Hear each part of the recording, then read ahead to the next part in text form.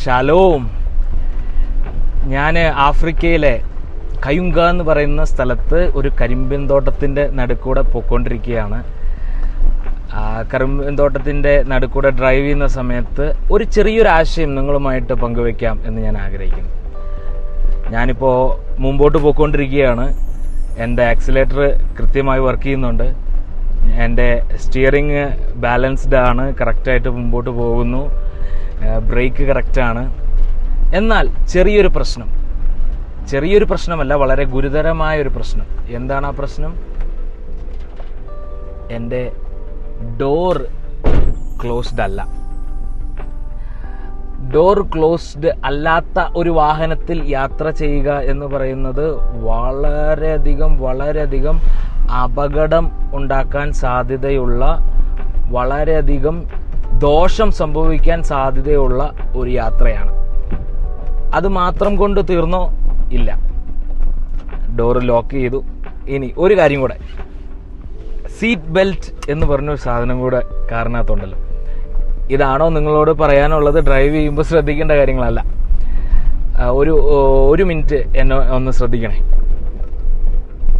യാത്ര ചെയ്യുമ്പോൾ, നമ്മൾ മുമ്പോട്ട് യാത്ര ചെയ്യുമ്പോൾ എന്നെ വളരെയധികം ചിന്തിപ്പിച്ച ഒരു കാര്യമാണ്, ഈ ഡോർ ക്ലോസ്ഡ് അല്ല എങ്കിൽ എനിക്ക് ഈ വാഹനത്തിൽ നിന്ന് വീണു പോകാനുള്ള സാധ്യതകൾ വളരെയധികമാണ്. ഞാൻ ഈ സീറ്റ് ബെൽറ്റ് ഇട്ടിട്ടില്ല എങ്കിൽ ഒരു അപകടമുണ്ടായാൽ എനിക്ക് കിട്ടാനുള്ള സംരക്ഷണത്തിൻ്റെ അളവ് വളരെ കുറവാണ്. ഇനി എനിക്ക് നിങ്ങളോടൊരു കാര്യം പറയാനുള്ളത് ഞാൻ ഷെയർ ചെയ്യാം. ഒരു ചെറിയൊരു തോട്ട്. നമ്മുടെ ജീവിതയാത്രയിൽ ചില വാതിലുകൾ അടഞ്ഞു കിടക്കുന്നത് അത് ദൈവം നമ്മുടെ സംരക്ഷണത്തിനു വേണ്ടി അടച്ചു കളഞ്ഞതാണ് എന്ന് മനസ്സിലാക്കാൻ എല്ലാവർക്കും സാധിക്കാറില്ല. ഒത്തിരി പ്രാർത്ഥിച്ചു, ഒത്തിരി ഉപവസിച്ചു, ദൈവത്തോട് ക്രമീകരണങ്ങൾ വരുത്തി. ദൈവമേ, ഇനി എന്തുകൊണ്ട് ഇനിയും ആ വാതിൽ തുറക്കുന്നില്ല? ഇപ്പോഴും ആ വാതിൽ അടഞ്ഞു കിടക്കുന്നത് എന്താണ്? ഞാൻ നിങ്ങളോടൊരു വളരെ പ്രധാനപ്പെട്ട ഒരു കാര്യം പറയാം. ആ വാതിൽ അടഞ്ഞു തന്നെ കിടക്കട്ടെ. ദൈവം അത് നിങ്ങളുടെ സംരക്ഷണത്തിനു വേണ്ടി അടച്ചിട്ടിരിക്കുന്നതാണ്. സീറ്റ് ബെൽറ്റിന്റെ കാര്യം ഞാൻ പറഞ്ഞതുപോലെ, സീറ്റ് ബെൽറ്റ് ഇട്ട് കഴിഞ്ഞാൽ സീറ്റിലോട്ട് നമ്മളെ വലിച്ചു കെട്ടി വെച്ചിരിക്കുന്ന ഒരു ഫീലാണല്ലോ. സ്വാതന്ത്ര്യമില്ലാത്ത ഒരു അവസ്ഥ. ചില മേഖലകൾ നമ്മുടെ ജീവിതത്തിൽ അങ്ങനെ തോന്നാൻ സാധ്യതയുണ്ട്. എന്ത് ചെയ്തിട്ടും ആ മേഖലയിൽ മാത്രം ഒരു സ്വാതന്ത്ര്യമില്ല. എന്നാൽ ഞാൻ പറയട്ടെ, അത് ദൈവം സുരക്ഷയ്ക്ക് വേണ്ടി, അപകടമുണ്ടാകാതിരിക്കാൻ വേണ്ടി ദൈവം ആ സ്വാതന്ത്ര്യം തരാത്തതാണെങ്കിൽ, സ്വതന്ത്രനായിരുന്ന് നശിച്ചു പോകുന്നതിനേക്കാൾ എത്രയോ നല്ലതാണ് ആ സ്വാതന്ത്ര്യം ഇല്ലെങ്കിലും കുഴപ്പമില്ല, എനിക്ക് സുരക്ഷിതനായിരുന്നാൽ മതി എന്ന ചിന്ത. ഈ വീഡിയോയിലൂടെ ഒരു ചെറിയൊരു കാര്യം ഞാൻ പറയണമെന്നാണ് ആഗ്രഹിച്ചത്.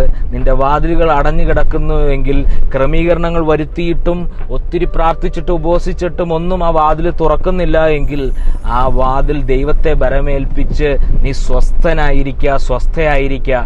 കാരണം നിന്റെ സംരക്ഷണത്തിന് വേണ്ടി ദൈവം അടച്ച വാതിലുകളാകാം അത്.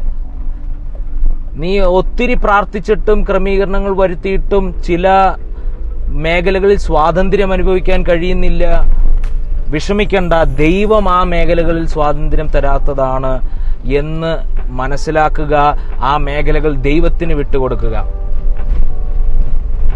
ദാവീദ് പറയുന്നത് പോലെ, എനിക്ക് ഒത്തിരി ധനം തന്നിട്ട് ഞാൻ ദൈവം ആരാണെന്ന് ചോദിക്കാനും, എനിക്ക് പട്ടിണിയായിട്ട് ദൈവത്തെ പഴിക്കാനും ഇടയാവല്ലേ എന്ന് ദാവീദ് പ്രാർത്ഥിച്ചതുപോലെ, കർത്താവേ, ഈ മേഖലകൾ അടഞ്ഞു കിടക്കുന്നതിനായി നന്ദി, ഈ മേഖലകൾ തുറക്കപ്പെടാത്തതിനായി നന്ദി എന്ന് പറയാനുള്ള ഒരു ആത്മീക പക്വത നമുക്ക് ഈ നാളുകളിൽ വരുന്നത് വളരെ നല്ലതാണ്.